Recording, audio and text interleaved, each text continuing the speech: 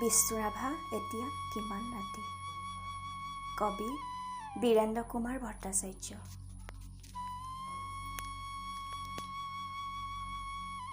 বিষ্ণুৰাভা এতিয়া কিমান ৰাতি।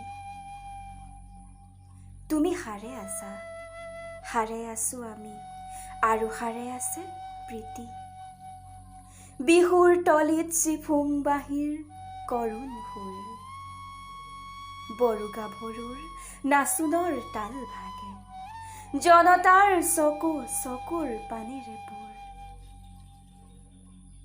মাজনিশা কোনে ৰাজ আলিয়ে দি আক্ষেপ কৰি যায়, বিষ্ণুৰাভা নাই।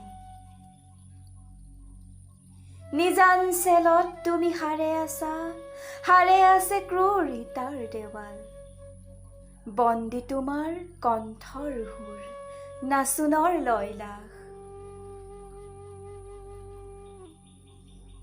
বিহু পথাৰত ৰৈ আছো আমি, ৰৈ আছে এয়া মনোৰমা সখী। ৰাজপথ জুৰি নৱ উন্মেষ ধ্বনি, হেজাৰ জনৰ অবিৰাম কুৰুলি। সকলোৰে মুখ প্ৰশ্নমুখৰ, আজি বিহুৰ ৰাতি। কাৰাগাৰৰ দুৱাৰ কেতিয়া মুকলি হ'ব, বন্দী সৃষ্টিয়ে কেতিয়ানো প্ৰাণ পাব। প্ৰাণহীন আজি গীত মাত সুৰ, প্ৰাণহীন বিহুতলী। বন্দী শিল্পীৰ বেদনাত জাগে ৰঙা জীৱনৰ উন্মাদনা, সঁচা আবেগৰ ৰোল। মাজনিশা কোনে মৰিশালি জুৰি চিঞৰি উঠে, কল্লোল বন্ধু জীৱনৰ কল্লোল।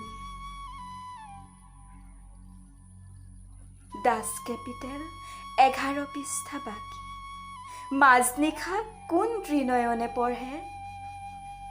পোহৰ পোহৰ উদয়াচলত ৰবি, নৱজীৱনৰ প্ৰৱেশদ্বাৰত ইতিহাস ৰল সাক্ষী।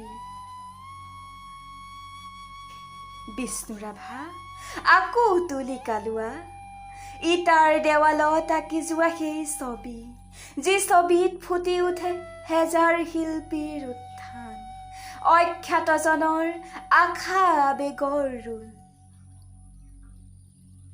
ইটাৰ দেৱালত জিলিকি উঠিছে দাস কেপিটেলৰ সপোন। শেষ নিশা কোনে ৰাজপথেদি ৰিঙিয়াই কৈ যায়, অখ্যাতজনৰ বোল লাগি হ'ল হেঙুল সাইতাল ৰঙা। তুমি সাৰে আছা, আৰু সাৰে আছে তোমাৰ তুলিকা জীৱনৰ চিৰসখী। তুমি য'ত আছা সৰু কাৰাগাৰ, থিয় একেখনি ইটাৰ দেৱাল। আমি য'ত আছো বৰ পোতাশাল, শত নাগপাশে বন্ধা।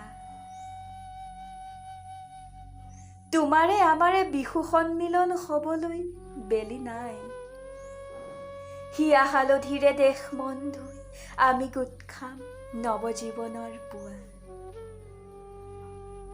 বিষ্ণুৰাভা হোৱা ঘূৰণীয়া বেলি, ৰঙা মুখ ফুটে সঁচা আবেগত মুক্তিৰ কপনি। শেষ নিশা সেয়া অখ্যাতজনৰ সমদল সমাগত, সমস্বৰে ফুটে পোহৰ পোহৰ জীৱনৰ জয়ধ্বনি।